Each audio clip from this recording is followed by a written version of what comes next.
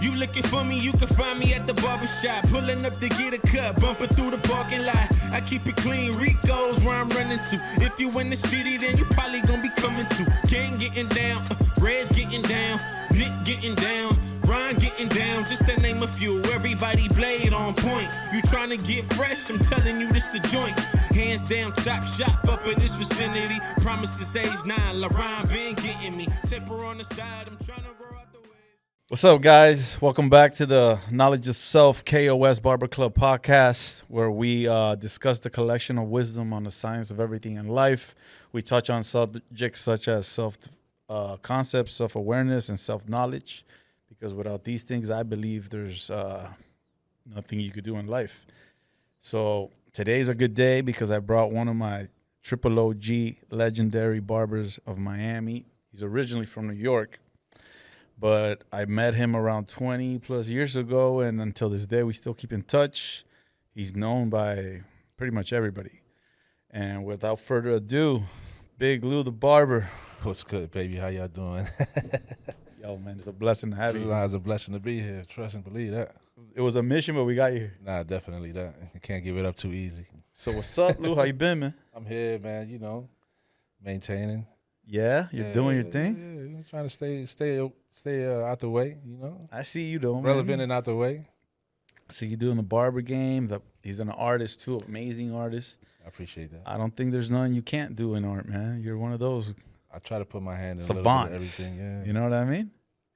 So like I was telling you earlier, Lou, this podcast, we're trying to help as many barbers / people as possible. And by giving them our experiences and the knowledge we gained from those experiences. So pretty much how we kick it in the shop, we talk to our clients, we feed them a little bit of gems here and there, and vice versa, All right. to just better ourselves, better day-to-days, better decision-making. With all this is the knowledge of self, right? So let's start from the beginning, bro. When I met you, 21 years ago, 22 years ago? About 21, yeah. 21 years, yo. Yeah. 21 years in Ace of Fades. Ace of Fades, baby. Kendall, Miami Kendall. Yeah, man. That's the first one that gave me a shout out here in Ace of Fades, man. So Never forget it. chime in on that. Let us know what exactly went on. How'd you get to Miami? All right, so I'm from New York, but then I moved to Ohio. So from Ohio, because my daughter's mother moved to Ohio, so, you know, me being a father, I followed my daughter's mother to Ohio. Not the best message. I mean, not the best thing for me to do, but to be a father. It wasn't the best situation, but you had to do it. I didn't want to go to Ohio. But Did you have like the Dominican family telling you, hey, you got to do this, you got to do that? I wasn't raised with a traditional family. I was an orphan. I lived in the street, homeless, and stuff like that. I was didn't know about that. Yeah, so What? I didn't ever have. Yo, that makes you even more special, son. I didn't have a traditional mother or mother, but A rose that grew from the concrete. That gave me that stability. So that's why I always bounce around, because You're a Rolling Stone, son. No, it makes sense. Yeah, I don't attach myself to anything. Word. I'm a free. You're a free agent. Yeah, there you go. Word. So back to the story. All right, so I moved from Ohio, from New York to Ohio, and then from Ohio to Miami because I got into an incident where I got shot. All right. So my brother at the time was... This was in New York. Yeah, my brother at the time was dating a girl that was living in Ohio, but she was a flight attendant, and she had a house in Florida.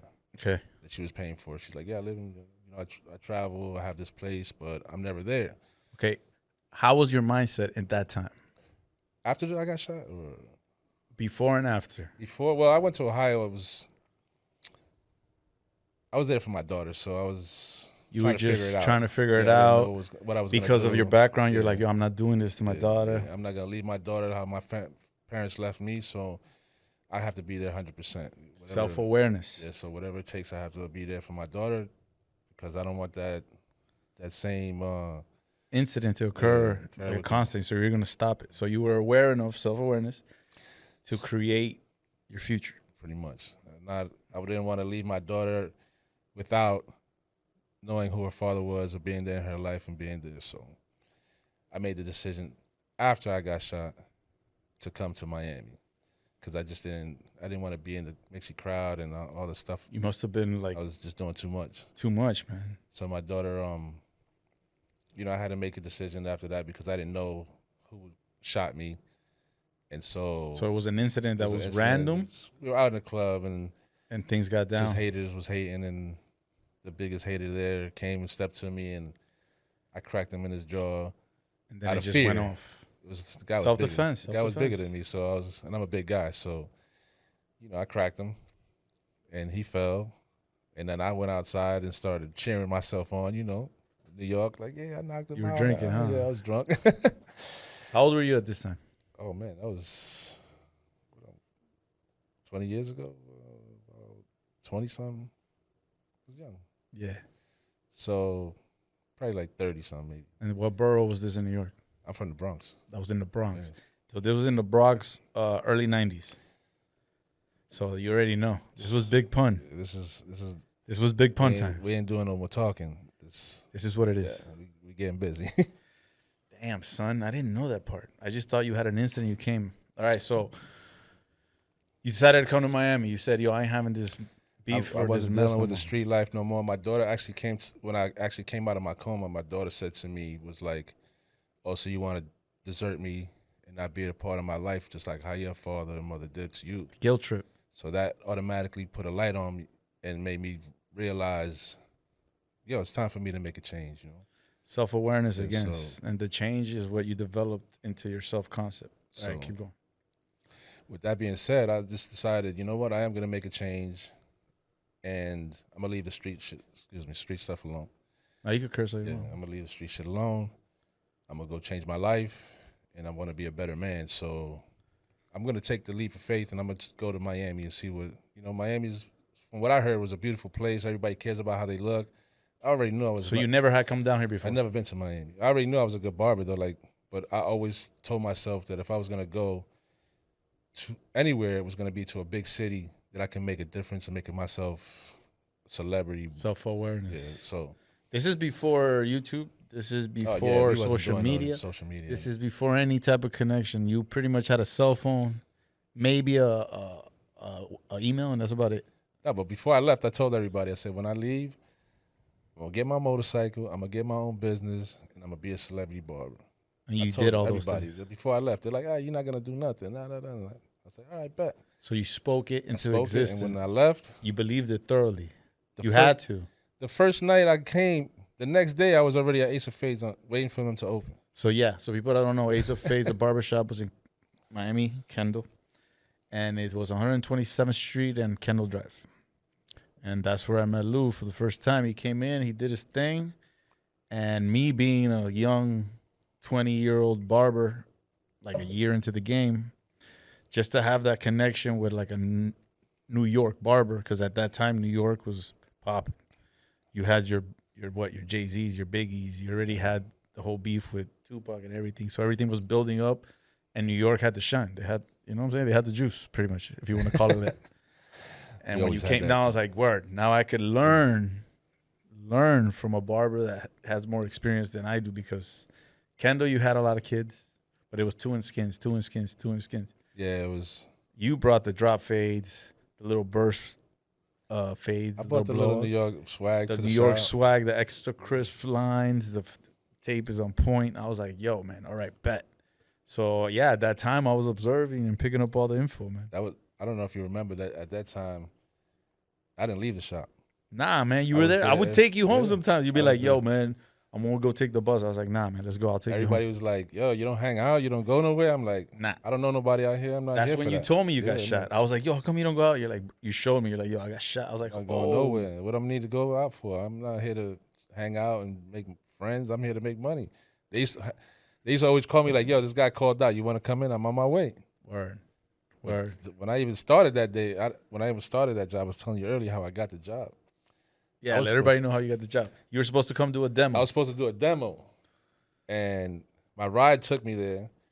And I just had my clippers and everything. I had no idea we had to do a demo. I'm thinking you just come to the barber shop and you're a barber, you licensed, you hired. That's how I thought back in the day. Excuse me. So they're like, nah, you got to do a demo. And I was like, also, you doubt my skills. You felt some type of I'm way. feeling some kind of way. Yo, man, be humble, man. Always, guys. Remember, we're yeah. artists. We're nice, and we know it. But when you keep that humbleness, it makes you a little bit more feared. You know, not in a bad way. Like, yo, I just thought I was that guy. I mean, you were at that time. I thought I was that guy. You were the guy. But I was coming into a whole new situation world that I had nothing to know anything about. Like I never been to Miami. Miami's I didn't know different. What Miami was on, different. And I was just thinking like, you know what? I'm from New York. Either I'm a New Yorker. Like if I can make it there, how they say, if I can make it there, I can make it anywhere. So that's here in Miami. People from New York, they have confidence. I know it's gonna be hard. Swag, and then Miami, you're like, yo, who the hell is this New York nigga is? Yeah. So I was never like that. I was always into hip hop, so I was like, yo, man, you guys are dope. I got that when I walked into certain places, but excuse me. But when I had to do the demo, I didn't have anybody to do a demo, but I saw there was a line outside for the IHOP that was there. Big line at IHOP. So the shop was next to an IHOP. Directly next door. So I'm like, yo, how am I gonna get a demo? How am I even gonna get somebody to get in my chair that don't know me? So I'm like, you know what? I'm gonna take a leap of faith and I'm gonna try something. This is dope. So I'm looking up and down the line of the people at IHOP, and I'm like, buddy, you guys gonna have a table right here, right? He's like at the back, almost towards the back of the line, towards the door. And him and his girl was standing there. I said, yo, we doing a promo next door in the barbershop where I work at, and we're giving away free haircuts. And the guy was like, really? And I was like, yeah. I asked this girl, I'm like, excuse me, yo, how long is till you guys get a table? She's like, oh, it's gonna be like another half an hour to 45 minutes. And I'm like, oh, that's perfect. So you're gonna be waiting in a line anyway. So might as well come. So you just might as well, my man. You might as well. It's Saturday. You might as well come and get your hair cut on a Saturday after you finish eating. Bro. That was slick. So when I had to do my demo, I was like asking all my boys, like, yo, come on. Like, damn, Gene, for real, bro? Yeah, try to get somebody to give you a haircut, especially when you like starting out. It's kind of hard. Not even that, just people were lazy, bro. Like, I'm like, yo, it's a free haircut. And, damn, I got to go all the way over there. I'm like, yo, man, do me this favor, dog. Being that I don't know. Friends, right? Friends. Being I don't know nobody from out here, I'm like, I got to take a chance. So the guy came into the shop, you laced him. I remember that. I laced him, and then Hiram was like, you got the job, while Buddy was in the chair. Yeah, the owner of the shop was like, yo, you got the job. He's like, you got the job. So Buddy was like, what do you mean you got the job? And I was like, my man, I kind of told Surprise. you. I kind of bent the story a little bit. You feel me? Like you finessed him, the okey doke, the New York okey doke.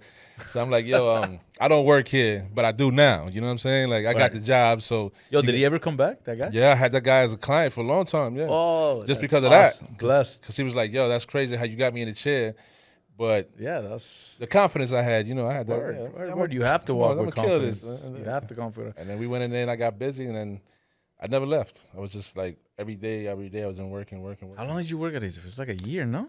I worked there for a whole year. Like it was like about a year. But then who was it? My man from Jersey was working for K.O.S. I forgot his name. Will?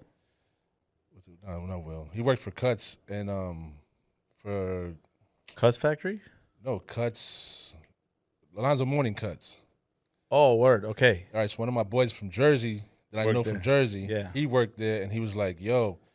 And that, for people that don't know, is we were at Kendall. K.O.S. was right here in Edgewater, right, Miami. Yeah. So it was like a 20-minute drive. So so it was a little bit of a drive. So you took Biscayne. off. It was on Biscayne, actually. Yeah, right here, Biscayne, and it's right there. It was right there. Oh, actually, no, it's a little bit more north. So yeah.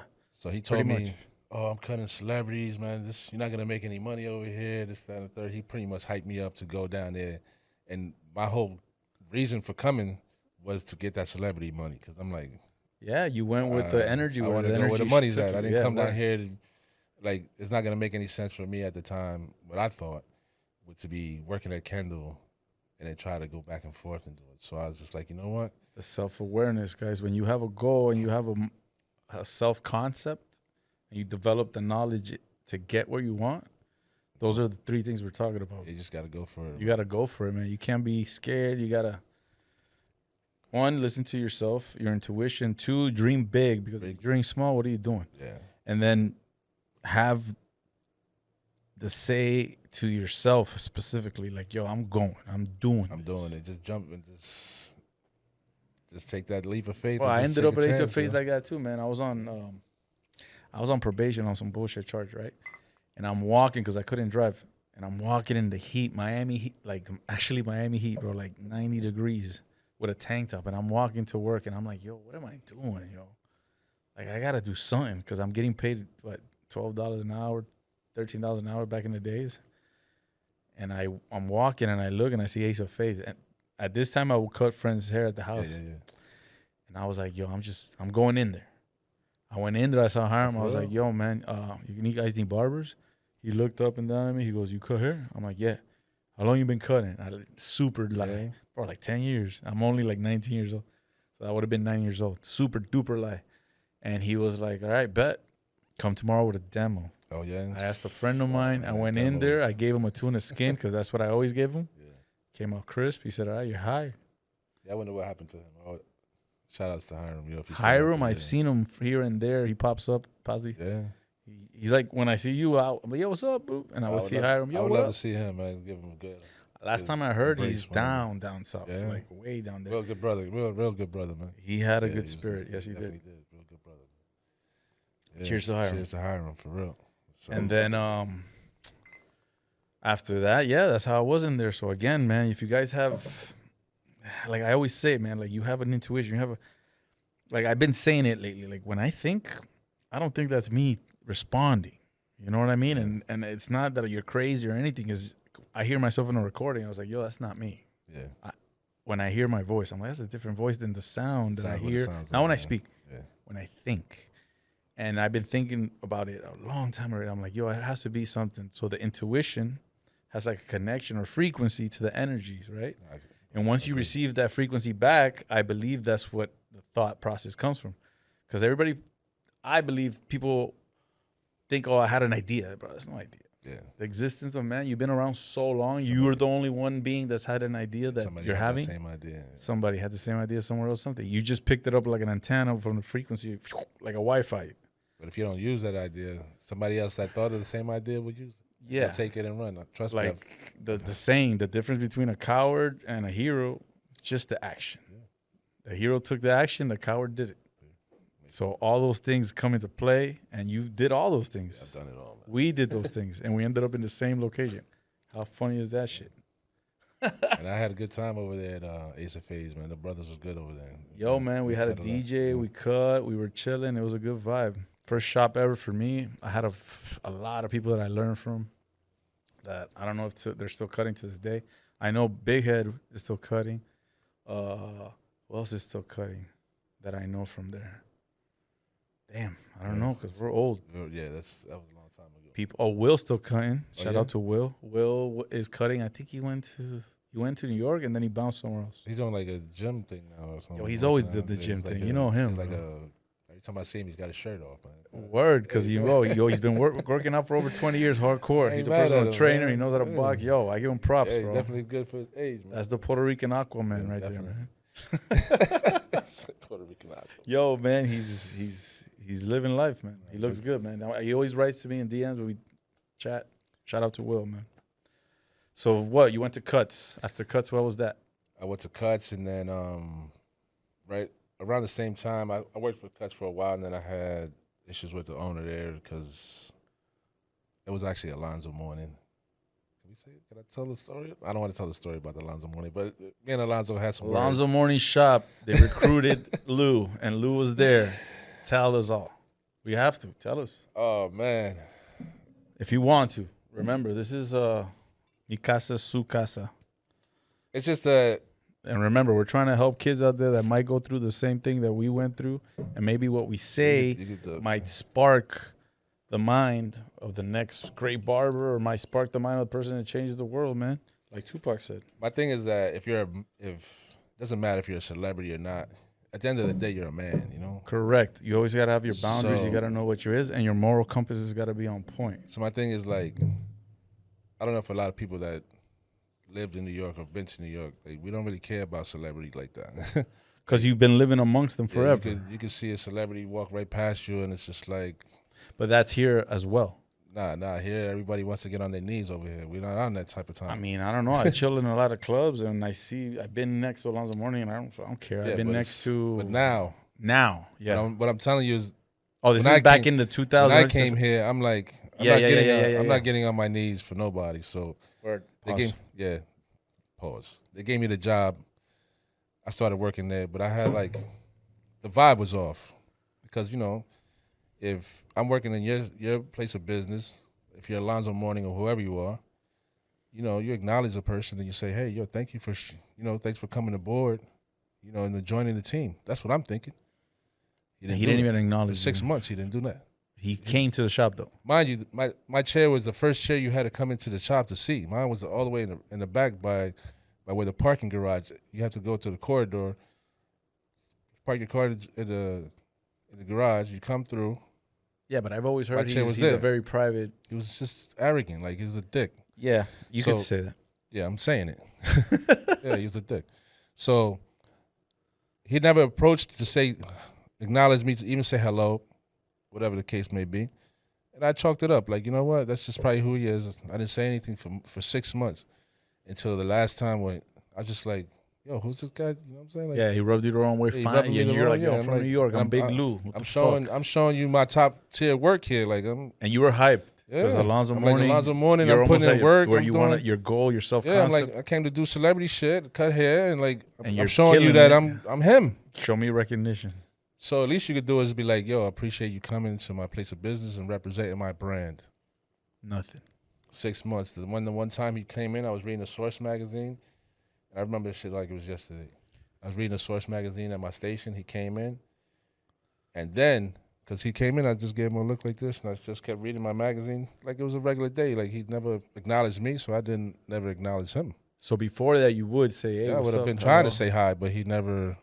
Word. So I was like, you know what? Come on, son, you're not doing that. So he says to me, then that's when he want to say hello. But I'm already like, it's too late for all that. Like, yeah, get out of here. You're like, all right, whatever. Yeah, scram. So this is Alonzo Mourning, guys. Yeah, yes, so, the center for the Miami Heat. So he, we had other words behind that, like Alonzo Summer Groove. I ask him questions like, yeah, we all work for your entity. Like, we don't get tickets, or no, you have to pay. I was like, why would we have to pay if we working for your shop and you're giving away a free event? It didn't make sense to me at the time. So I'm like, show love. Yeah, that's what Chet, that was. I want to take, that's what Chet me crazy. And I'm like, why you? All right, whatever. So I just took it as an L and didn't say nothing else about it. Damn. But then it was that hello, continuously just ignoring me. Like, he couldn't acknowledge me being there. So I was just like, you know what? He must not like me for some reason. I took it personal. He's like that with everybody. Yeah, I took it personal because, like, come on, son. Like, let's not do that. Word. We grown men. Word. Especially if I reach out and say hello to you, you could at least nod your head or something. No, I'm standing right there saying hi to you. Don't ignore me like I'm. Yeah, I got you.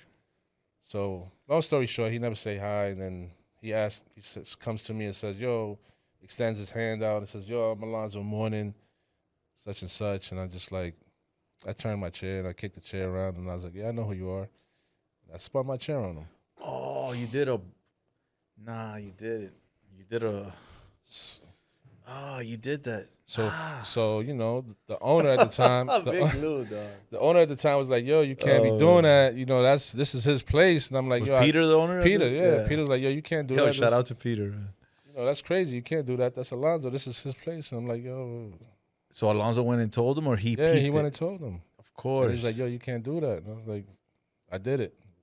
What happened?" So then we had issues between me and Peter behind other situations. On top of that, I rubbed Alonzo wrong, so I guess I rubbed Peter wrong too. Cause, that's his girlfriend. Boy. I mean, they work together. Excuse me. So, me and Peter had an issue. Yo, Lou, I love you, dog. We had an issue behind it, but I wasn't there to try to rub nobody the wrong way. I was just there to do what I was there to do. Right. But once you get me on my bad side, it's just on from there. Like, I know it's an issue I have. Yeah, because this is how you're from a place that you don't do that unless you have a problem. Me for no reason, and especially if I'm trying to show love. So you're showing the same energy that he's showing you. The same energy. And then Peter came. There was a day I had to go to court. I'm like, yo, Peter, I got to go to court. Oh, so you had things already on top weighing on you. Other stuff. I had a traffic violation I had here. Yeah, because you're not used to driving and shit. I don't know anything about Miami. I got to go pay this ticket or, to deal with the circumstances. But if I don't go, I might lose my license. So I'm like, I came on my day off and said, yo, Peter, I got to go to court. And he says to me, now you have to be here. I was like, bro, this comes before, my personal life comes before. But you know that if you have, okay, guys, this is law. If you have court, there's no business, unless you're an independent contractor, that could tell you can't go to court. Knowledge. I'm going to court. And I came on my day off to explain to him how to go to court. Yeah. So he's like, oh, well, you have to be here. And I'm like, well, I'm not going to be here. If you want me to break you off with the percentage, I'll give you the $6 now. I'm not going to be here. This comes before that. He's like, oh, I don't like your tone. And I'm like. So you had to break out. So he pretty much fired me. So from there, what was the next move? From there. But wait, what was your mindset then? All this weighing on you. This guy tried you. Peter's not showing love. You're like, yo, I'm nice. What's going on? That's the thing right there. Is that I didn't care. Cause like, so you were really like, fuck you. Like, who are you? You know what I'm saying? Like, yo, you think this barbershop making me, bro? It's not making me. Like, I'm nice. I'm me. Like, I'm here blessing you. Exactly. My existence is. That's how I thought back in the time. No, that's what it is. It's like, and any good owner of a barbershop, you got to understand, man. There's different artists are sensitive, right? Erykah Badu said we're sensitive about our shit, and they're divas. Some of them are divas. I'll tell you that because all artists have that mindset. Like, you know what? I don't need you to create. I don't need you to be who I am. It's just when you own a shop. Only if you're money hungry, that's when you start putting up with all the bullshit, or you start giving out bullshit. And if you're a real, genuine, loving, caring, caring person, you're going to be able to work things out with people. You're going to be able to see eye to eye. Always eye to eye. If you speak to somebody and that person don't look at you in the eye, suspect. Now, I always try, me personally, I always try to give people the truth.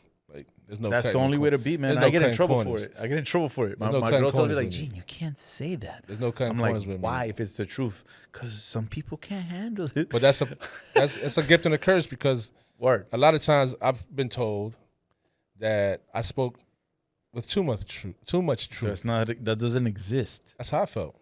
But a lot of people But that's why you and I could sit down 20 years ago till now, and we're still on the same vibe. I'm just not the type that's gonna candy coat or sugar coat anything for anybody. You don't need to. Because at the end of the day, like, we grown men, if you want me to be 100, I'm gonna be 110. I'm not gonna sit here and, like I said, I'm not getting on my knees for nobody. Word. So, yeah, he tried to play with me, and so you got fired from the shop. Called the cops on me, and then it went. Called the cops. He said I tried to. Anyways, yeah, he called the police, but we moved from there, and then I opened up a small VIP cuts because you had cuts. VIP cuts. That was where was that? On Biscayne. VIP cuts. Okay. I opened up down the street from cuts, but I called it VIP cuts out of I was a dickhead, Like, yo, your cuts, but I'm gonna show you what VIP cuts. And then they wound up closing that shortly after I opened. Yeah, Pico. Where exactly was that, huh? It was like on 67th or something. I don't even recall. It's on Biscayne Boulevard, a little further down. Is that the one that they turned into Chops? No, I opened the chops. We opened the chop shop after VIP cuts. Oh, that's why. Yeah, I remember seeing you and you told me chop shop. Because I had a relationship with my boys from Elizabeth back in the times. Okay. And we had a chop shop in Elizabeth, and in Jersey. Word. And so they moved down here, and then, they came out here before I did. It was like, yo, if you ever come to Miami, yo, hit me up. Let's try to get something going in Miami. And so I ran into him in a strip club, and I'm like, yo, I'm back out here. Like, what's good? Let's do this. Let's do a chop shop for real in Miami. Like, and they had the same theme. No, they didn't have a theme. Well, I mean, back in those times in Jersey, we had cars in front of the barbershop, but it wasn't like a chop shop like how we had it. Yeah, for those that don't know, chop shop back in the days, it was you walk in and it looked like a chop shop. Yeah, we had tires, you had more like a you garage. had racing car seats, right? Yeah, race car seats for the waiting area. I think we were like the first barbershop that had a concept in Miami. No, because I used to work for Chopper's Barbershop. In Chopper's Barbershop, there was a garage. The guy was I believe the guy was going to open up like a motorcycle parts. Okay. So he called it Choppers, right? He was going to sell parts for Choppers in that location. Something happened where the guy didn't end up doing the business. Oh, the motorcycle chopper thing. choppers. Like motorcycles. He was gonna open up a choppers Okay. for the motorcycle, but the guy never ended up opening it. He ended up selling it with everything inside. Well, that's what I remember the story from Javi, that the owner at that time. Right. He bought it, and you go inside, it looks like a motorcycle shop. Yeah, that sounds. But without the motorcycle parts or anything. So you had the mechanic, like those stations, toolbox and stuff, and that was our stations. I was like, damn, that's pretty cool. That's pretty dope, yeah. The only thing is that the lighting there was terrible at the time. That's when I started realizing, damn, you need lighting. But we did bring the air compressor. I think we were like the first shop that brought the air compressor. Choppers had it. Choppers had that? Yeah, because remember, they were going to do tires. Oh, wow. Okay. Well, I'm misinformed then. No, but you know why I know? Because when they opened Chop Shop, I remember people saying, oh, this is like Chop Shop. I'm like, what the fuck? And then I ran into you one time, and I was like, yo, what up? And you told me, yo, I'm a Chop Shop. You gave me a card. Yeah. And I was like, Chop Shop. And one time I passed by to check it out, and I saw it. I was like, damn, okay, yeah, it's similar. Yeah. It wasn't the same. It was similar, but not the same. The whole concept was about cars. And so you did VIP cuts. You did Chop Shop. Yeah. And that's what, from the incident that you left Ace of Face to that, was that what, like a 4-year, 5-year? Like 4 years, yeah. And at that time, you were still developing the self-concept. I was celebrity barber in a sense. I was getting all the celebrities. I was cutting everybody. Like, I was putting myself out there. Like, drop some names. Oh man, bro. I know you did. Baby, Son. I did Bobby Valentino, Big Tigger. You cut Fat Joe at one time point, right? Nah, I really never cut Fat Joe. I know you have a picture with him. Yeah, me and Joe used to hang out with a mutual friend, Malik Yoba, on the boat. Oh, okay. That, all right, that was what it was. Yeah, so Shannon Briggs. There's a lot of people that I brought to that barbershop because I was already into the celebrity cutting. Let's go, champ. Yeah, that was my guy back then. Yeah. That guy's cool, man. Yeah. He's still doing his thing. Yeah. How old is he now? 55? 50? I don't know. He's old, but he doesn't look like he's old. Nah, bro. man. I wouldn't stand on his toes. I know that. Yo, let's go, champ. Let's go, champ. So what? Chop Shop. What happened after Chop Shop? Chop Shop. After that, where did I go after Chop Shop? But at this time, your self-awareness, self-concept is better because you're not going through that. Yeah, because I had with Chop Shop, it was more personal with me because it was friends that I had dealt with, and they. So you found a home. They were more animate about the idea of it because I brought it to their attention, you know, and so from there it was like, yo, good looks. Let's do this. Yeah, and you have the floor, like, and this is why I don't really gel with a lot of owners with barbershops because of the scenario that I had with them, is that they'll see your potential, they'll see your talent, they'll see your name, they'll see what you could bring. They'll use everything that you have, get the shit up and running, and then now they don't need you anymore. Yeah, but we see that with sports. Yeah. You'll see that with business. You see that with all everything, and that has nothing to do with barbers or barber shops. That has to do with owners, money, and loyalty, and greed, deception, and greed. Now, like that's why I said, yo, if you're genuinely a good person and you want to help that person, yes, you might bump heads, but there's always a solution, man. Especially if you have knowledge of yourself. And you have love. I have a love for the game, man. I just don't like cutting hair is some of the players on the game. The reason why all of this is happening right now, the podcast, you, me, everything, and we're here with Roger from Creative Currency. You know what I'm saying? I love this place. It's great, and the energy is always good. Yeah, why? Because it's a love thing. It's a respect thing. It's a knowledge of self thing. You feel me? Yeah, this is dope. I like what you're doing here, man. Giving us an outlet to talk about, Yeah, man. This is your outlet. Talk, especially. But I'm not here to out everybody. I'm here to support. No, we got to get the truth out, and the truth support is the story. Because we need people to understand the trials, the tribulations you went through to get where you're at, and just because you're a celebrity barber, just because you're known, just because you're doing your thing, doesn't mean you don't have human feelings. Yeah. You don't have missions. You have baby mamas. You have kids. You have all that. You feel me? I have a lot of passion. I have a lot of passion in me. So I take things. Which I believe in the barber game is the main thing. I think I take things a little bit more personally. So now you're 6 years in Miami. You already went to 1, 2, 3, 4 shops, right? 4 shops, yeah. And you've stapled all of them, and you said, "Yo, this is me, Big Lou." And where's your mindset at this time now? At that time, I was just like, I don't know. I was kind of like, I felt like I was a little burnt out because I was giving my 100% all into the chop shop, and I felt the betrayal there, you know. So I really wasn't trying to like. I was on my watching over my back type of, you know, like a little paranoia maybe. yeah, it's not or even that. It's just like disappointed. I didn't want to get You were close. jaded. Yeah, I was jaded. I was like, fuck this shit. Like, I could identify with that 100%. Yeah. This game has got me jaded, but at the same time, what I said, the love for the passion yeah, for I what love I this do, shit, bro. the connection, the vibration that I feel with the clients. It's like, yo, man, this is what it's about. The money thing and all that thing. You Yeah, could it was have never that, really man. to me. It was really never about the money. Correct. That's why I said you could have that. You know what I'm saying? Like, I don't really need that.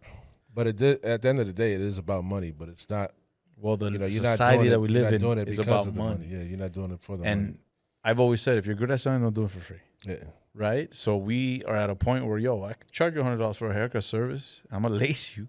And people are going to know that you got laced. Like, yo, who cut your hair? You know what I'm saying? So we're at a point where, yes, we're at a, what is it? A local celebrity type of deal. And I don't mean that in a bad way or like a egotistical way. I mean that like I could go anywhere in Miami and I know somebody. And that's love. I started doing a lot of house calls behind after leaving the chop shop. Like, and art. People don't know man, who's an amazing artist. I appreciate that. Yeah, I really started doing a lot of the house calls after, like, in the middle of the middle of cuts and the chop shop. I was doing a lot of house calls. Like celebrity house. That's how I started to meet the celebrities. So what I would do was, this was early 2010. Yeah, around there. Around there. I started to take my briefcase. Was this before I got from Instagram? Lowe's. Or way before Instagram. Way before Instagram. So I had a briefcase I bought at Lowe's. Remember that old stainless? The gold one? No, the silver one from Lowe's, like the little suitcase. Oh, the toolbox? Yeah, like the little suitcase briefcase. Yeah, boom. It looks like a money. Yeah. I got So I used to take my clippers, pack them in there, and I used to go to the 5-star hotels on South Beach. Now, this is the thing with South Beach. Like, if you don't have access or a key or you're staying in that hotel, you didn't have access to get into the elevator to go upstairs. Right. So what I would do was, this is crazy. I don't know if a lot of people know this, but I'm about to put a gem out there for some of y'all barbers starting. This is exactly what we're looking for. So this is what I used to do, right? I used to take my barber jacket, which I had a white barber jacket on, and I would put it inside my barber case, and I would go to the 5-star hotels on South Beach and act like I know people in the hotel. Start waving and shit. Hey, what's going on? Hey, how you? And they would look at me, hey, how you doing? Boom. I'll get all the way to the elevator. Now, once the elevator and somebody was going up, I try to get onto the elevator and just get off wherever I could, as high as I could, you know? Yeah.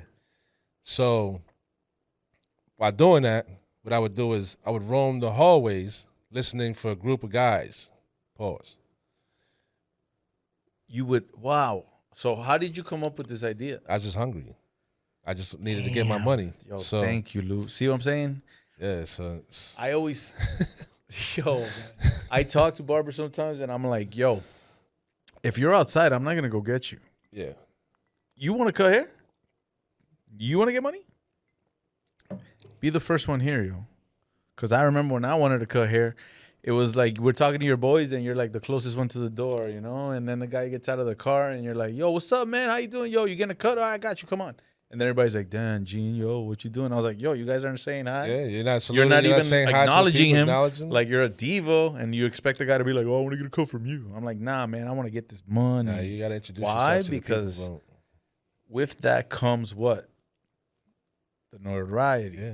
With that comes the experience. So it's all part of being a barber. Yeah, if you're not out there trying to get it, man, you just sitting on your ass scrolling, looking at fake titties on Instagram. Word. So then you're walking up and down the hallway, listening to a group of I'm listening individuals. to Sadors, guys laughing, making as much noise as they can. There's a inside the 5-star room. hotel. 5-star hotel. There's what, like Fontainebleau, The Eden W, Rock, all the that W. shit, I'm going to all of them. All right. Like, as soon as I would get to the door, when I would hear at least 4 or 5 guys in the room, click, click, open my my suitcase, Put on the barber. put on my barber jacket. I had a little notepad. I'd write their door number on the pad and write the time. I was already standing outside at 10:20, so it's 10:30. I'm knocking on the door. Somebody called the barber? Somebody called the barber. And they're like, damn, genius. They're like, excuse me? Yeah, somebody called the barber. I was supposed to be here cutting somebody. They didn't give me the name. They just said, yo, disclaimer, we're not saying to do this. But this is what you, I mean, if you have a hustle mentality. Tell him. And you want to get some money, I'm not saying do it. I say do the shit. He's not saying to do it, but if you do it right. Do it right, man. Listen, I did it for a year, and I had a shop in a year's time doing that. So, damn, that's amazing, bro. But yeah, that's how I got into a lot of celebrities because I would I would knock on doors, and when they would open the door, they'd be like, "Yo, how much you charge?" I'm like, "Yeah, it's $30." Like, this is back in 2010 when $30 was house call money. So it's $30 a cut, and if there was 5 in the room, $150. Trust me, listen. Even if you didn't have hair, I'm trying to figure out how I can get you to get a haircut. Because I would tell them straight up and down, like, yo, fam, I don't know if you think you're gonna wear that hat inside these clubs out here in Miami. They do not let anyone with hats on out here, so you might as well just get lined up. Word. They're like, you serious? I'm like, my man, don't be the one when it's popping in the club and you can't get in. And you take off the hat. And you take the hat off and you looking like Homie the Clown. And then from there, they'll be like, oh, shit. All right, fam, let's get it. I'm cutting all 5. And you're coming out with $150. And I'm coming out with $150. And then after that, as I'm cleaning my clippers, I'm going down the hallway and starting somebody else. Damn. Son. And if I don't see anybody on that floor, I'm going down to the next floor. Was it like a daily thing? Was it a weekend thing? I was trying to do it once or twice a week. And then you would also go to a shop. And I would go to the shop. When the shop was dead, I'm like, I'm out of here. I'm going. So you weren't getting like, yo, let's go chill. Let's go. I wasn't doing that. I was never, tunnel vision. I wasn't really. I was on that same Ace of Spades mentality. Like, I don't know no one out here in Miami, so I don't give a fuck about nobody out here. Word, you're just doing just coming to get my money. Like, and you're not going back to New York. I'm not going back into that cold shit. I knew I was coming out here. I traded my Timbs. Self-awareness. I traded my Timbs for chancletas. Self-concept. Damn, Lou, I salute you, man. I did that for about a year or 2. Got my money up. Got a shop. And yeah, man. And then after that, I wound up. What shop was that? The shop was it was around the same time when I had the shop before the chop shop. Okay. So it was around that same time. All right, bet. So then you got your own shop. Yeah, I had my own shop, and then from there, what'd you call that shop? That was the VIP Cuts. VIP Cuts. And then they convinced me to leave and open up the chop shop. But so I already had my clientele, celebrity clientele. So you left Alonzo Mourning's Cuts. Had my VIP. You said, cuts. I'm out. Peace. You got VIP Cuts. You started grinding. But I'm talking about real grinding. Yeah, the real deal, knocking on doors, son. Yo, I salute you. That's just fire. I never even thought of that. Fucking wish I would have thought of that. So then you got your VIP Cuts. You did your thing there. Then they put you on Chop Shop. Yep. And now you're with the family. Now with the family, I'm bringing in all the celebrities. That's how I got all the celebrities, because I was waiting down Shannon at the Briggs. W. Yeah. I'm doing and they probably said, yo, your grind is great. I love it. Your approach. I was working with 305 Films as well. Okay. You know, and then Benzino and Dave Mays. Shout out to Benzino. Right. I was working with Dave Mays as well. And I was cutting Dave Mays and Benzino. Then from there, I just cut the French Montanas. I cut too many to name. There's a lot of people, bro. And how did you feel at that time, man? Because I know you went through it. You were like, yo, I ain't giving up. Nah, I just was always like. You think you had made it at that time? Or you were more like, yo, there's more? I never at one time felt like I made it to the point where I was like. I got to slow down. On top of my game, where I was making a plethora of money. I was just doing what I love to do. Like, I've been on videos. I've cut hair for celebrities. And it was never like, how you say. What you thought? Not what I expected. You know, that's like always how it is. It's like, don't meet your heroes or your idols. Yeah, it's like a lot of them are just like, yo, you're a dick. Like, yeah. A lot of them, if I could slap you right now. I know exactly. I ain't going to say what celebrity, man. But Yeah, I've cut a couple celebrities that I'm looking at them and I'm like, yo, my dude, you're a dick. Yes, and I've cut too many to mention. Like, if I was going to be the what's the name? The one who wrote the book. It's like, yo, all I know is that listen to your tuition a lot of times, because a lot of times you're like, damn, I don't want to go to this. I don't do house calls anymore. Exactly. And because, this guy's a big DJ. I'm like, I don't give a fuck. I don't care. Like, I get it, the hunger, My concept of being a celebrity barber wasn't to be bouncing from one celebrity to the next. You just wanted to make the good money, be acknowledged, and keep it moving. I was when I thought about it, I was like, yo, I want to be able to lock down one good client, take off, and then make some good money with them, and just fly, travel, see the world. Yeah, you can make a day's work in a shop in one cut. That was the goal. Yeah. And if you got 2 or 3 of those a day, maybe every other day you're chilling. But I didn't like that movement. Energy. I didn't like that movement. I didn't like going into a room with a bunch of strangers, yo. And then you're cutting people's hair, and then they're just yapping. They don't respect. Yo, my dude. Yo, because yo. I'm like, yo. My bad. I didn't serve you, bro. I apologize. They never respect the barber, so it's like. So I'm like standing there like, yo, man. I know I went crazy. You know, nah, we're good. So then that's why I didn't do it anymore. Like I had calls from like I have a client that he's a concierge at the W and also at the Satai. And they call me, yo, Gene, I got so-and-so here. He needs a haircut. He's asking me. I'm like, nah, I'm not good. And then he says it again, yo, it's so-and-so. Yep. And I'm like, I don't care. I'm not going to leave the shop, tell my clients, yo, I can't because I'm booked. Yeah. Yo, I got to go for 2 hours to go cut some guy that's probably not going to. Even though I know I could and maybe make another step forward. If it was more of a celebrity respect for barbers. But there's not because it's like you're like an asset. Because you know what I'm saying? They look at you like I can get anybody to cut my hair for a picture and a loose cigarette. Like I don't know, man. Because like sometimes I be watching these celebrities' haircuts and I watch them and I'm like, yo, who cut your hair, son? No, a lot of them. That's why I wanted to do it because I'm like, yo, if you see if I put my skills on one of these clients, bro, they're gonna look. Because I used to cut a lot of up to par. Come on, I used to cut some of the Heat players. And when they stand and playing the game, I'd be proud to see my hair. I remember once you started cutting them, we started winning. Yeah, I think that's true though. I know. That's what I'm saying. We played a good game back in those days, man. But those were good days, man. So now, okay, you're doing your hustles. You're going forward with life, and you're feeling good, or you're feeling bad, or you're still on the mix. I was still on the verge of like trying to figure myself out where I was going to go with the barbering industry. So I was like, I need to create a brand because I already had built up my name. Like everybody, celebrity and other barbers knew who I was at the time. So you needed a brand. I felt like I needed a brand. So that's when the logo came in? That's when the logo came. Yo, if you guys don't know, my man Big Lou here, he's the one that came up with the N. Y. The Y is your shears, the scissors. Yep. When I saw that logo, I was like, that's fire. And I've been trying to get a hat. It's hard to get a hat from this guy because everybody wants a hat. Yo, Gene, I got you. Yo, I'm going to go get it. Yo, I just sold them all. Yo, I got you. Those hats flew, man. I was like, yo, I want me a hat. So I'm going to wear the hat next time. I got you. That hat actually that logo actually came to me in my dream. So it was crazy. You serious? Yeah, it came to me. Embark in that because this has to be a lot. This embarks into the self-concept. All right, so I don't know.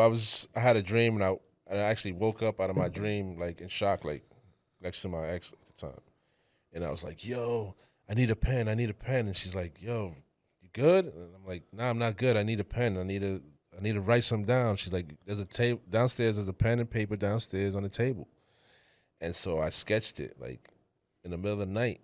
I sketched a rough draft, and I just. Yeah, but your rough draft is fucking amazing. Yeah, it was just like a rough, quick, And then I went back to sleep. Now, she gets up earlier than I do. And she's like, she goes back upstairs. She wakes me up. She's like, yo, what the fuck is this? And I was like. That's what I had in the I had a dream of that shit. And she's like, yo, go back to sleep, bro. Like, are you serious? I was like, yo, I had a dream of that shit. She's like, don't worry about it. Go back to sleep. So she's the one who. Wow. She's the one who initially, like. She witnessed that, and her brother was a graphic designer, Carlos. Shouts out to her brother, Carlos. Carlos is the one. I never really gave him his praise for that, but I've always did. But I've always wanted to like give him his flowers, but I never had this like type of format to do it. This is how I really wanted to give him his flowers. But now that I had this floor to give it to him, Carlos, shout out to Carlos for that graphic design. Yo, it's amazing. Yeah, so he sketched it out. She took it to Lids and had it done at Lids. Oh, by Lids. So that's why it came out so fire. So she gave me the hat. She threw me the hat, and she's like, "Yo, here you go." And I'm like, "Yo, I really needed a new fitted." And she's like, "Yo, are you dumb?" I'm like, "What are you talking about?" She's like, "My man, look at the hat." And I'm like, "Yo, this is crazy." Oh, because it's snapback. Yeah, it was a snap, but she had my logo on. She had put my logo on. Oh, the she hat. thought it was She put a my Yankee. New York. She put the New York Yankee logo on a hat before I knew we could even do it. So she gave me the hat, and I thought it was a New York fitted hat. Oh, so you were all like, I only wear fitted. I just needed another hat. I needed a New York Yankee hat, and then so she gave it, and I'm like, oh wow, Yo, that's a blessing, son. So yeah, so from there I was like, yo, it's over with. Like I'm putting these out. And all then, right, before we get to the energy exchange, what do you think was that dream, man? I think that was like intuition. I think it was just reviving psychic me from, ability. I think it might have been a little bit psychic. Do you think it was maybe the trauma you went through with the gunshot? I think I was just being shot. I was at the point where I just needed, I have to say, another hand from God to uplift me from where I was at, bro. Like, bro, you gotta understand, like after being shot and all the adversities from being homeless, being shot, being imprisoned, and all this bullshit that I've dealt with in my life, I'm not the type of person to just roll over and just cry like a bitch about it. Like, obviously, I'm not gonna stop. So it's like, so this was kind of like an alley-oop from this. At this point, it's just like, yeah. At this point, it's just like, stop your fucking crying, bro. Like, stop your blood clot stop crying, your pussy clot. And so it was like, he threw a gem at me, and and you grabbed it and I was like, yeah, I saw the vision, and so I ran with it. And that was a blessing. Yo, let's run another. Let's do the K.O.S. on the side with the logo on the front, man. I'll go in with you, bro. I believe in that shit. That shit's nice. That way I could get a hat. Because every time I want to get it, sold out. Now the thing is, the problem that I was having with the hat was just like the turnaround. It was a turnaround. It was just everybody that I wanted to find. How you say? I want to find somebody that believes in my brand to go 100% and push it the way I wanted it to be pushed. You know what I'm saying? Let's do it. But everybody was at the time. Let's do it. Yo, I got my boy Rudy. He was here last week with Ink Pro, and he has. Ink Pro is the one who does my stickers and stuff. Yeah. And then it comes all in. That's what I'm again. Loving, caring, genuine people. Stay united. Help each other out. And that's a problem that I'm not a Miamian. So yeah, you are, man. No, I've lived here for a long time, but everybody knows me for being New Yorker. I'm not. You're from New York, but you're Miami. I get a lot of. You're New York, Miami. New York, Miami. Yeah. But a lot of times I feel like, or a Miami, New York. I think you're a Miami, New York. You've been here longer than you were there cutting. My man, I've been in those city streets trenching for years. I can't get that hat up. I can't tell you who you are. I can't tell you who you are. I can't get that up yet. Word. But yeah, man. So I never felt like nobody was actually gonna give me the 100% that I wanted. So like I would give my logo to people. They take their time. I give hats. I lost hats. I give people shirts to do shirts, and I lost shirts. Like, and I just was to the point where I was just like, I don't want to do this anymore. Like, but you know what I've noticed, man? Miami, there's a lot of people like that, man. There's a lot of people that half-ass work, bro. And it's not their fault. It's our fault, and I say ours because Miami people, everybody's grinding, and the image of like, yo, I got this, I got this, and they're trying to make that moves and stuff like that, and then they go a little bit, they go a little bit overboard with the promises, and then they feel bad, and then they're not. We hold people accountable for that, though. That's the thing. You and I, of course, I hold people accountable, but like what I was telling you earlier, yo, you gotta just salute these people and be like, peace, and keep it moving. That's what I'm saying. That's why I said it's a New York thing, because at the end of the day, if you're gonna say something, you keep your word to that. I'm gonna hold you accountable to the word. So if you feel like you're not gonna give me what I'm asking, then I feel like you're disrespecting me a little bit. You feel me? So I think it's more disrespecting themselves. No, yeah, you're definitely right. But I'm saying I take it personal because I'm conducting business with you. Like I'm confiding in you because I feel like I believe in you.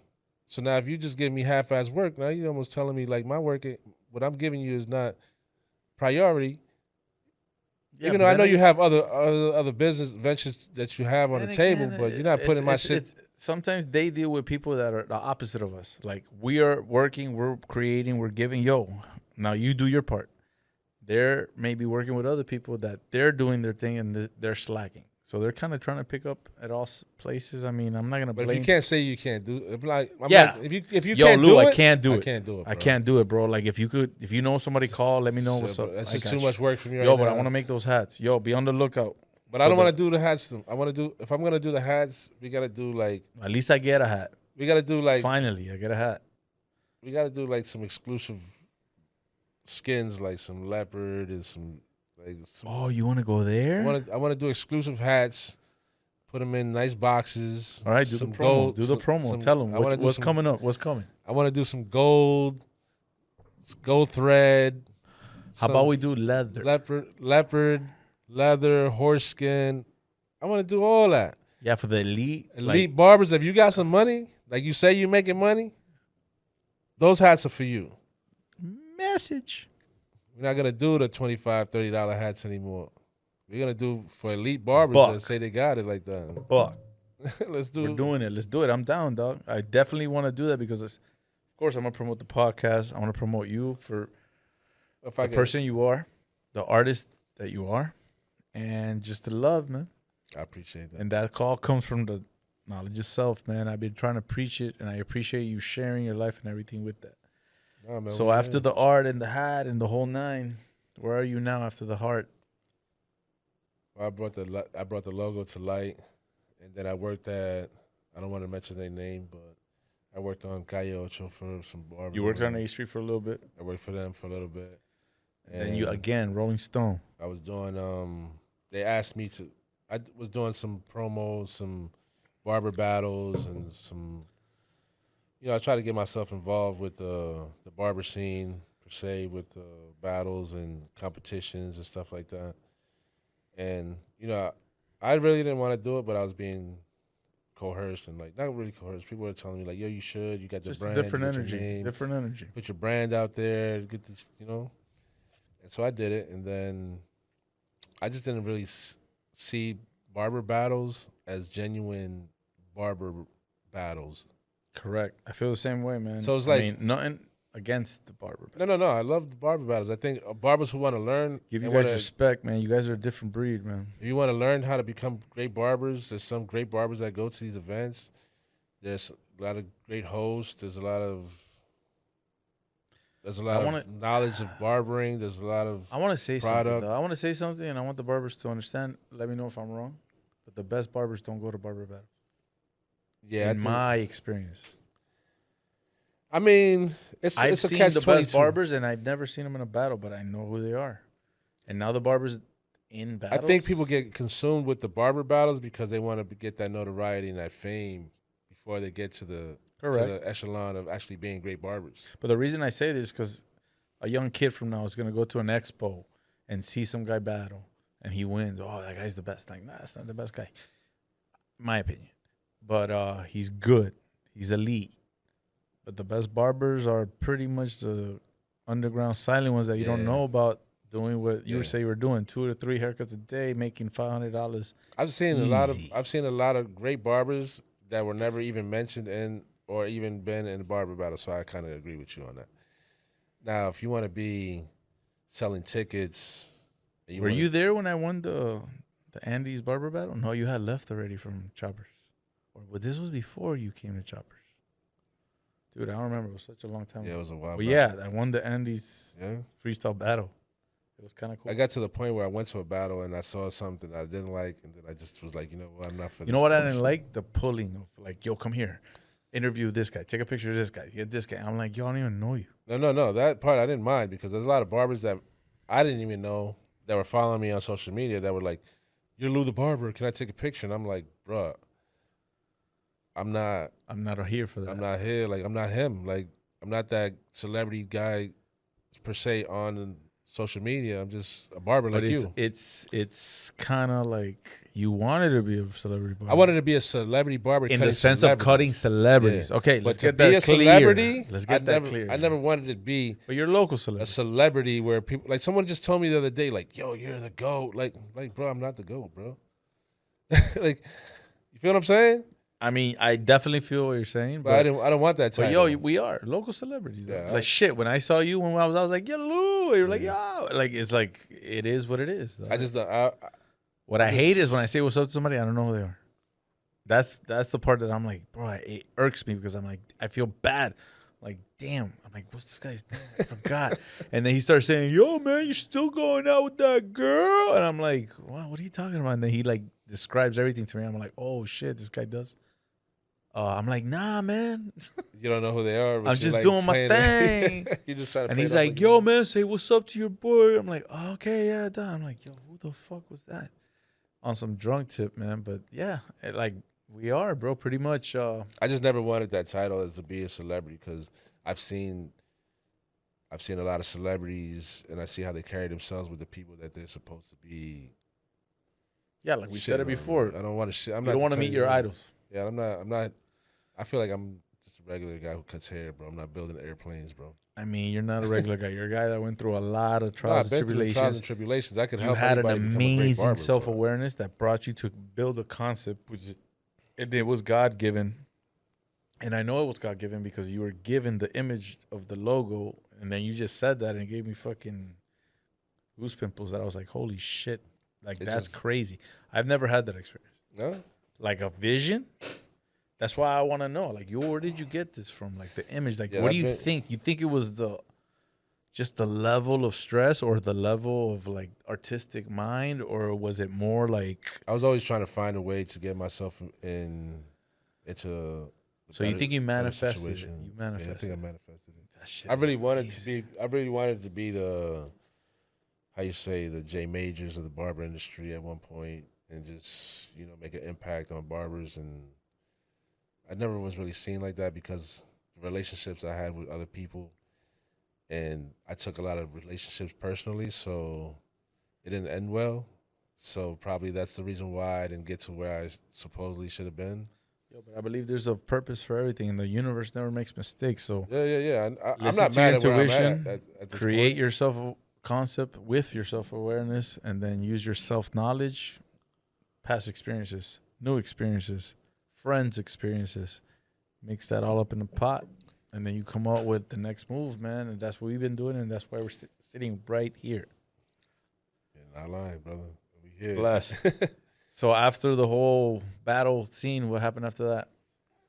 The battle scene, we left that, and I started pushing the barber hats and just cutting hair, man. Just trying to reinvent myself again. I worked for another shop down the street from the other shop where I was at. I worked for the B-Boy Barber at what's this guy's barber's name?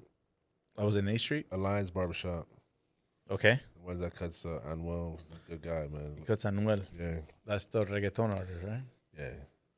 Yeah, I worked for him for a while, and yeah, that was a good shop to work at. It just... And then you bounced up north.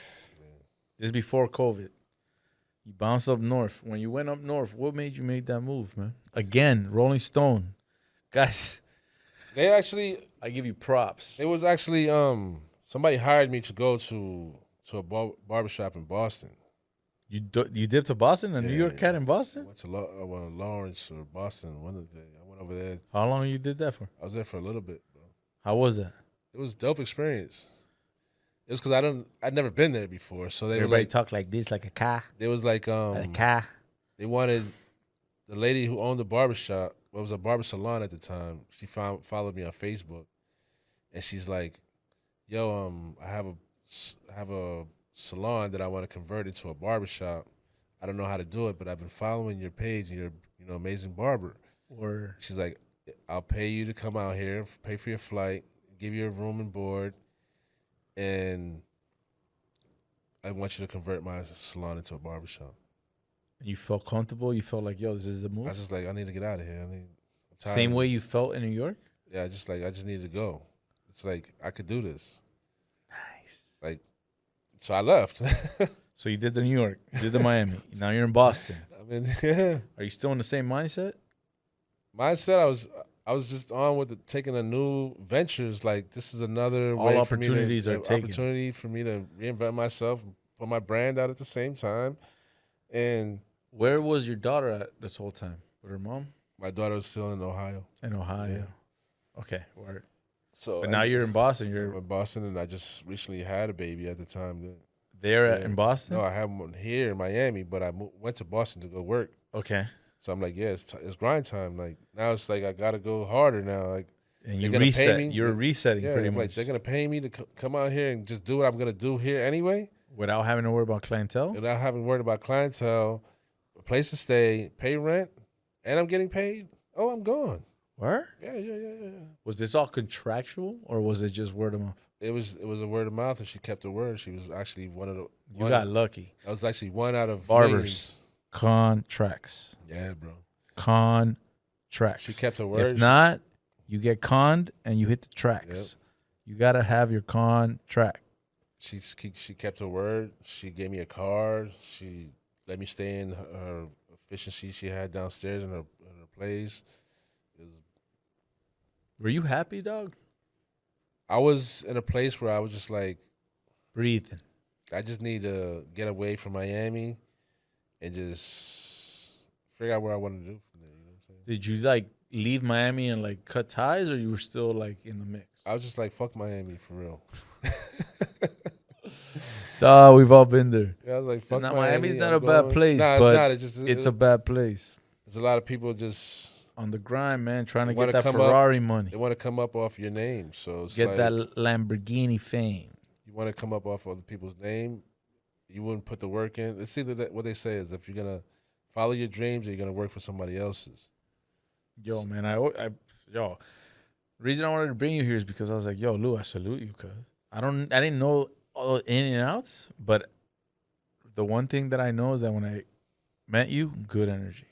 Yeah, When I bump into you, good energy. it's all love, man. Love, right? Yeah, I love I love strong and hard. That's the problem. Pause. Boss. It's just that a lot of people take that as weakness, though. You know what I'm saying? Nah, Because man, I always appreciated it, and I was like, "Yo, blessed," because I know when I saw you, I was like, "I'm gonna learn from that guy."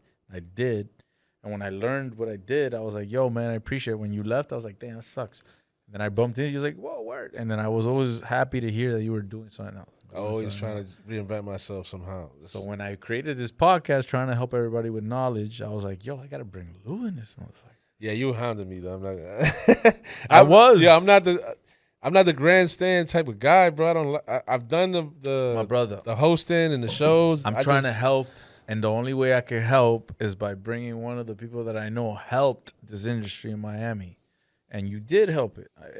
Nobody could say you did. I'm glad you. I'm glad though. I'm glad you actually acknowledged that. Dude, I remember, dude, because as a young kid, 19, 20 years old in Miami, you're always looking at these fades from these videos, Nas, Cormega, Coogee Rap. Like, you're like, yo, who cuts these fools' hair? Like, this shit is fucking amazing. And I'm outside looking in, right? In the videos and the whole Limelight Source magazine. You're like, yo. And then you're like, how the fuck did he do that?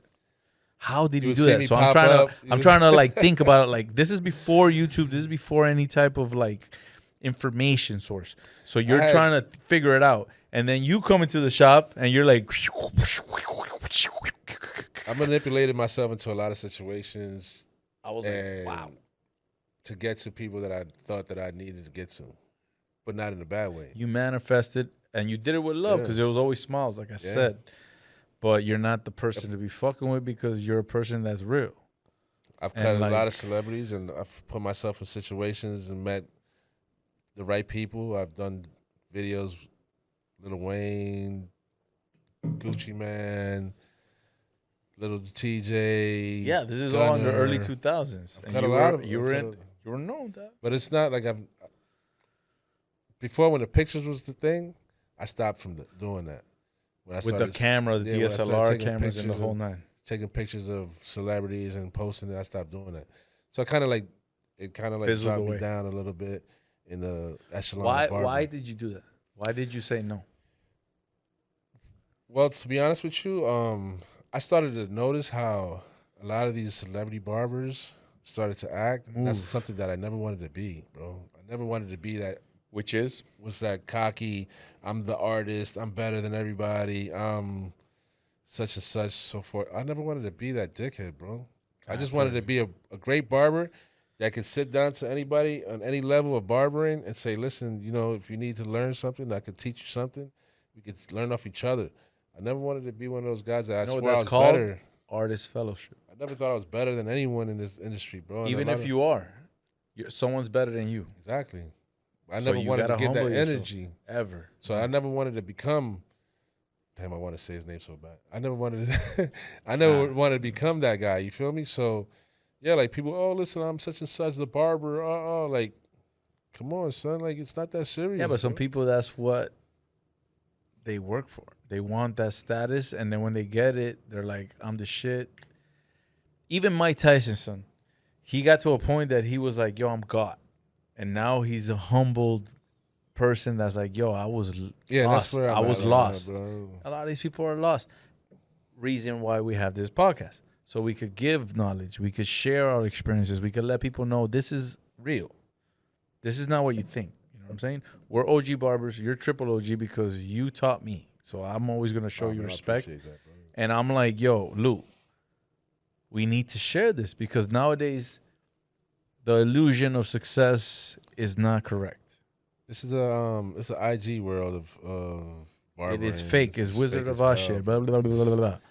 Barbers don't even want to be barbers anymore. They just want to spray paint on everything, bro. Yo, I'll battle anybody. I don't care who you tell. And I don't know if I'll win. But I know I'm going to battle you and give you a run for your money. You remember when without enhancements. The barber, the GOAT? Nah, man. I don't pay attention to that. All right, so back in the day, he had... There was a barber called the GOAT? You know, what's this guy's name, bro? He exposed everybody for using Photoshop and... I never heard of that. Tell me. So it's like he exposed a lot of barbers for using Photoshop and enhancements, right? Which a lot of elegance barbers at that time was doing, you know? Elegance. Oh, shit. Oh, elegance, man. You guys have good shaving gel. Well, it's not elegance anymore, but it's like B3 or some I forgot the name of it. Oh, they switched the vibe? Oh, I heard that. But back in those days, a lot of like the competition barbers or the platform barbers were using like Illustrator to change the format of the haircuts to make it look extra blurry. Yeah. I was told by somebody to do it, and I'm looking at him like, what? But that's like, what the barber industry... Same thing with Beijing. That's what like, a lot people of were like, yo, Beijing. Did. I was like, what? I was like, yo, man, I ain't doing none of that. Yeah, that's what there's nothing wrong with that, man, right? That's like the new... You have to evolve in the industry, right? If you're enhancing barber... If you're enhancing, like, you got to put that in your picture for me. Because I'm a barber looking in, and I'm like, bro, this fucking shit is a Beijing. And if I read your comments and you're like, Beijing, I'm like, okay, bet. At least you're showing that you're using this, right? But if people are like, natural cut or whatever the fuck you want to say, I'm like, yo, you're playing yourself. But you know what? I look, and it's like 350,000 followers. I'm like, are they buying followers too? Back in the, they just do a lot of. I'm like, whoa. And then I look at some small up and coming guy that's not really doing that, and he has what 1,000, 1,200 followers, whatever, and his shit is nice. That's a lot of things that I didn't like about the barber battles. Where there are a lot of barbers that were continuously winning these battles. And they were selling more tickets. Yeah, but you know how that works. You know how that works. More tickets. Now they're Elegance is hosting, and then you're sponsored Elegance. Because who do you think is gonna win? Yeah. Or you. Bullshit, but that's with everything though. I've experienced that because my daughter, she dances, right? Shout out to Sophia. She dances, and in her dance group, they're telling her, "Oh, let's go to these competitions, blah blah blah blah," and it's bread, dog. To go, these little girls, you gotta pay a lot of money. Yeah. So I have a friend of mine, Titi. Shout out to Titi. He has a daughter that's been in it for way longer than that. She's already turning 18, 19, I believe. And he tells me the stories because he's experienced about it. So I listen to him. I take all the knowledge in. I'm like, all right, let me see what the deal is. And he put me onto game. If you have an academy and you go to a competition and your academy has 25 dancers and you have 10, they win. Do you know why? because they paid 25 times the admission fee, and you only paid 10. So if they win, they gotta defend next year. So they're gonna bring that, and then the people that have only 10, they pretty much know. Damn, we only have 10 dancers. We gotta get 15 more to compete. Yo, this is foul, son. So with that is why I say, yo, this shit ain't real. So you're winning here, putting trophies in your barbershop, and you're like, I won this. Yeah. I'm like, yo, you didn't win shit, man. You were the best at the moment. You were the best at the moment. Yeah, it actually got real when I had to actually be a judge for a barber battle, and you were harsh. It was just like, they're like, no, but I'm like, bro, I think he's the one who won the barber battle. They're like, no, but I'm like, yeah, are you trying to sway my vote, bro? Yeah. Are you actually telling me that? Yeah. And that's what they were doing. This is exactly why I brought you here, bro. You're bringing that input. You're bringing that insight. Come on, man. Yo, if you got me here because you want my full opinion, my artistic opinion of this haircut is actually better than this one, I'm going to give you 100%. But because that's your son, or that's your barber from your barber shop, then you want me to lie and say that's not, like, no, I'm not doing that. I'm giving you, that's why I'm here. My integrity is the reason why you brought me to this battle, not because such and such to sell more tickets. You asked me if the nigga's haircut is good or not, and I'm going to tell you this shit is trash, and he's the one who should win. But he didn't win. And well, my boy Alex, the barber, he's creating National Barber Battle. And then we've had this discussion, and I believe it's going to be legit. Well, if you got me as a judge, I'm going to give 100%. Nah, I'm going to have you as a guest speaker. Letting everybody know, yo, I'm Lou the Barber. But we have to do, if we're going to do battles, like, let's do without enhancements. Like, I want to see a barber battle. That's not what it is now. Yeah, I want to see barbers actually cut hair, bro. But that's a lost art. It's kind of like freestyling in hip hop. There's only a few people that do it. It's not, and then the ballers are the ones that have all these crazy features with people, and it's not the same anymore, man. We're vintage. Nobody wants to hear from Lou the Barber who's going to keep it 100. They want to see. I want to hear from Lou to keep it 100. Yeah, but you're an OG, though. It's like, you know what I'm saying? Like you said, it's like old school hip hop. Exactly. There's only a few people that want to hear that real shit. Now, if you want to, that's why we're here, Lou. We're spreading out the knowledge, and we're letting people know self-concept, self-awareness. So if we're gonna do a battle or host a battle or be in a battle, we gotta recognize that, yo, the enhancements is not where to go, because why? That's not really barbering. That's more barbering back. Let's keep America. Let's make that shirt. I had that shirt too. You already made it? Let's make America look great again. Let's make America look great. No, but I'm not saying it doesn't look good. There's certain there's certain. I just didn't like the whole. I don't like the whole Beijing look. Like, I think it's ridiculous in a sense because you look like a Lego piece, like little Lego guys. But what do I know? Actually, all I know is that I don't know. I had to fire a barber for doing that. Actually, you fired a barber for using Beijing? Nah, that's too much, bro. You fired a barber for using Beijing? Did the client use Beijing? It was a silverback. Oh. Old man comes in with a white hair. Oh, I didn't know that. Push back. Silverback, for those that don't know, it's a salt and pepper look. So OG, it's pretty much OG. Yeah, and then he came out looking like a Lego piece. Oh, man, he came out. Bro, when I tell you, the guy at the barber price still hates me to this day, but the guy came in with his wife. He's got to be like 75 years old. He combs his hair to the back. Did he charge him? Bro. So he did one of those. Hey, guys, don't do that. If you're a barber and you get a client, give them the best service possible. Don't give them all the services and charge them without even consulting with the guy. That's happened to me too, bro. The guy's like, yo, I gave you a hot towel shave. I gave you a Beijing. I gave you a wax. I gave you everything, 150. And the guy's like, yo, I just wanted a shape up. He spray paint. He sprayed his guy's white hair. Try to give him a sharp edge up when he has white hair, bro. So he looked like a Lego piece. I'm like, bro, what are you doing? Like, if I didn't look, my client is the one who saw it. When I turned him around, I was cutting my client, and then he was like, he jumped back, and I'm like, what's up? And he's like, look at that. And he's already spraying my man with the Beijing, with the air. It was a permanent one? He was hitting with the with the permanent spray on the white hair, and his wife has got his arm crossed like this, and I'm like, "What are you doing?" Was this recently? No, that was. I don't know. Did I have my shot maybe about 4 or 5 years ago? So the enhancements is taking over, man. I don't know how to go about and let people know that that's not the way. I use hairspray. If I want my lines to be crisp, I use Pump It Up. I just make them crisp. Well, I use Pump It Up, and that makes Pump it crisp. it up. Yeah. So you do drop the gems. How do you do the process? Go through the process of like actually detailing the line to the. Just if you're gonna do a comb over or whatever have you, make sure you blow dry it first. Pump it up, then you spray with. Then you hit them with the line. It just leaves a crispy line. Pump it up is the tonic, right? It's like the spray. The ones that they use for the braids, right? For the braids. Yeah, because that leaves like a little crust. White residue. It leaves it crispy. You don't have to use a pencil, and it's just. Some barbers been using a pencil. I don't use a. Why would you use a pencil? Well, it's not a pencil. It's I think it's like a liner type. Yeah, it's an eyeliner.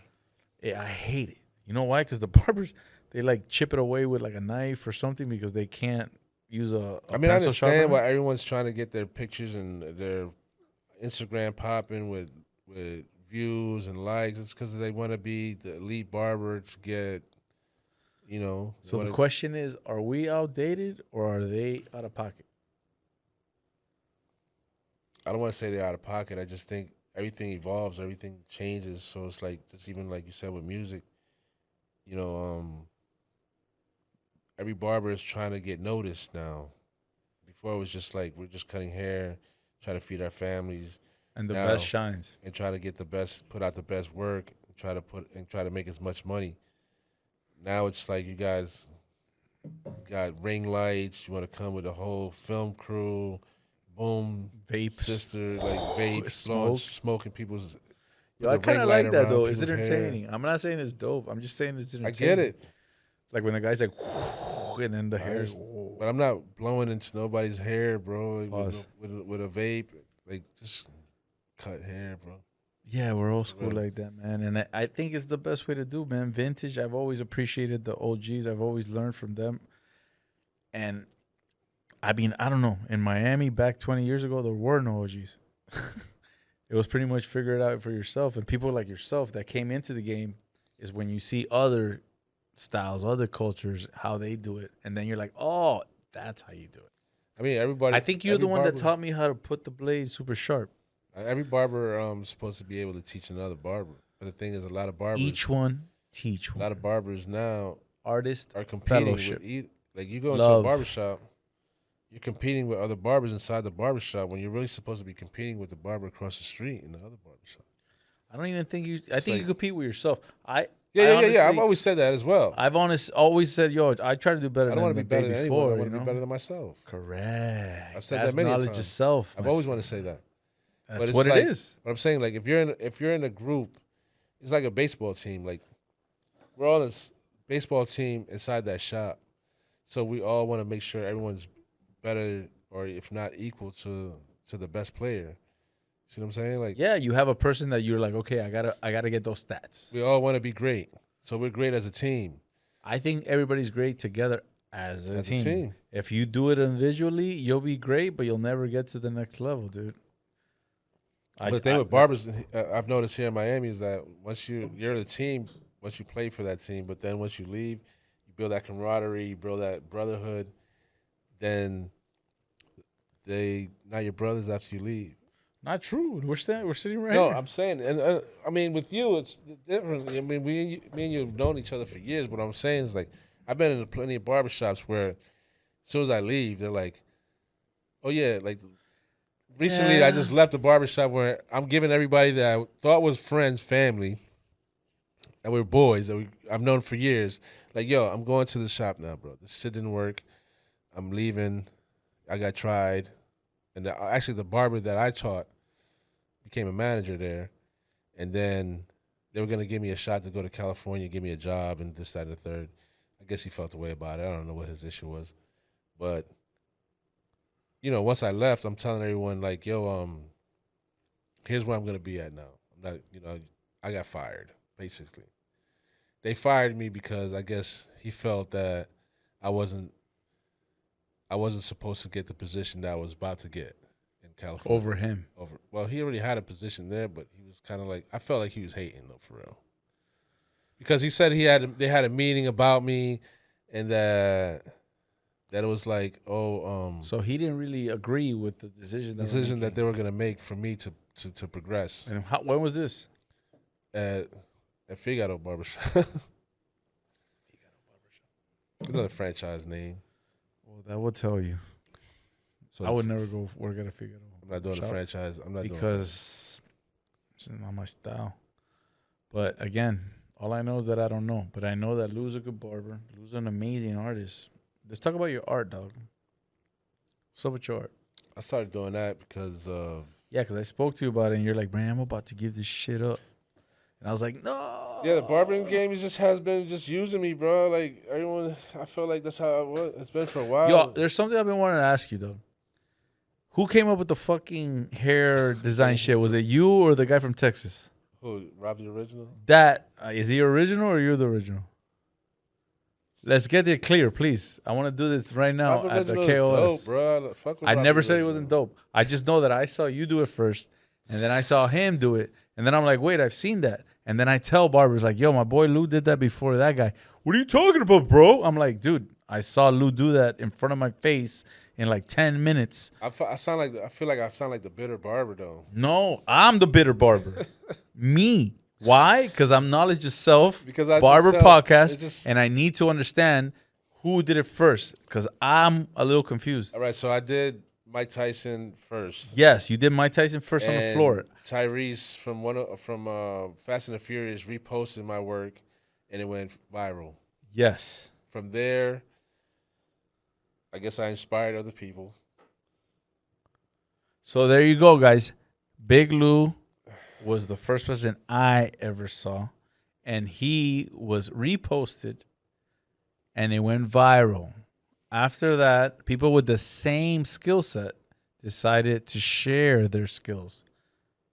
But Big Lou was the one that did barbering, like everyone copies off of everybody. No, I just wanted to get that clear because I always stand up for you, dude. I'm always like, it's kind of like a what's it called? It's like a sensitive subject because fuck that. If I say something, I always tell people I'm gonna talk the truth. You know, and the truth was that I saw my boy Big Lou do it in front of my face. If I say something about it, then I'm known as the angry, bitter barber that's a hater. Like, but yeah, I'm the one who created the concept of doing art on the floor with the hair. Rob the Original took it and ran with it, and he took it to another level because he had the opportunities or the options. He already had the people were watching him already. He was doing designs and logos and hair portraits already, so people were already watching him. Yo, but that's painting. No, but he was doing designs also. He was doing like portraits. Yeah, but designs are like lines. But the thing he's doing, like portraits, he did the portraits first on people's head with the paint. I think actually he was doing paint at that time. Was he son, Biggie and everything? Yeah, he did paint that. Like, yes, he gets the pretty much the layout with the clippers, right? I get it. But then he paints it, and then it makes it look amazing. And people are like, "Oh shit." I've actually had somebody do that to me. Be like, yo, can you do this to me? And I'm looking at him like, yo, son, this is crazy. You want me to do a Bob Marley portrait on your hair, like, without paint, without nothing? Like, you actually think you could do this with just clippers, right? No. And he's like, oh, that's paint? I'm like, yo, of course that's paint.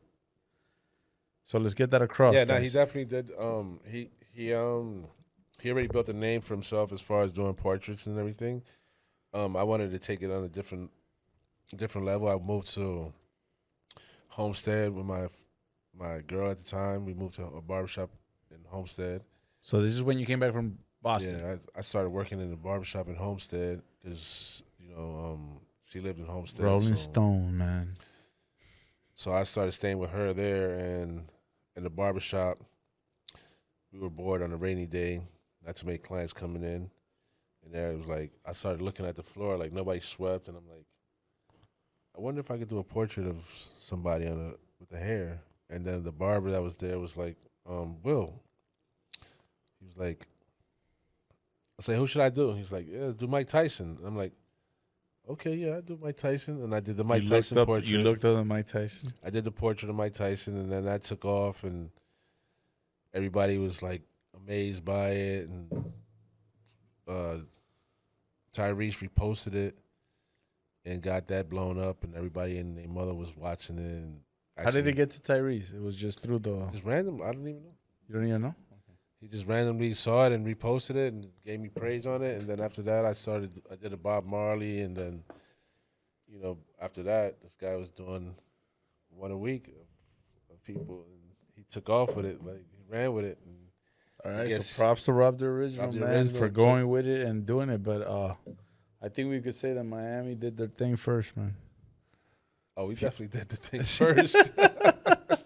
So let's get that straight, man. Miami did their thing first. He definitely did his thing with it. He ran with it. And if you don't want to believe it or think it's true, then it's up a barber to you, industry, man. We're going to take what we learned from another barber. And yo, Lou, salute.